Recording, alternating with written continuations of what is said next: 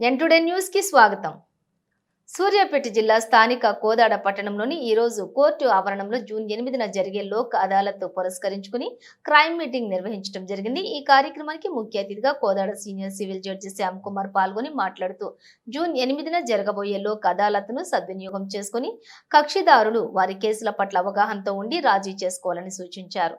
ఇలాంటి లోక్ అదాలత్ల వల్ల కక్షిదారులకు వ్యయ ప్రయాసాలు ఉండవని మరియు ఇరుపక్షాలు రాజీ మార్గంతో వారికి ఉన్నటువంటి సమస్యలు కూడా పరిష్కరించుకోవాలని రాజీ మార్గమే రాజమార్గం అని పేర్కొన్నారు.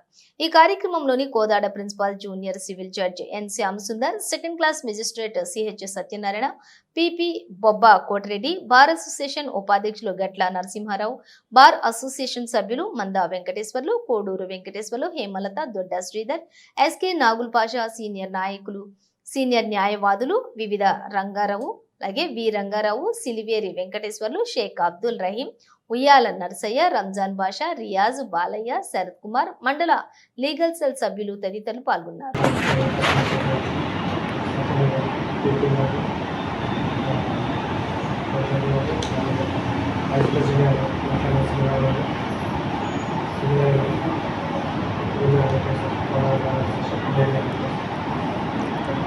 నమస్కారం. అదే కోదాడ మండల లీగల్ సర్వీసెస్ అథారిటీ చైర్మన్గా ఫస్ట్ మీటింగ్. లాస్ట్ టైం మనం ఒక మీటింగ్ పెట్టుకున్నాం. After establishment of support meeting అయితే పెట్టుకున్నాం.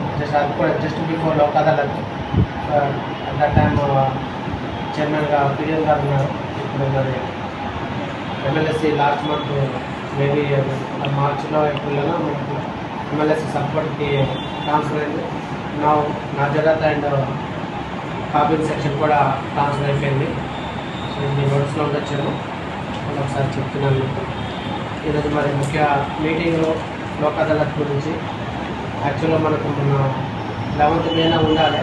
Because of this elections and summer vacations every time మనకు తెలంగాణలో నెక్స్ట్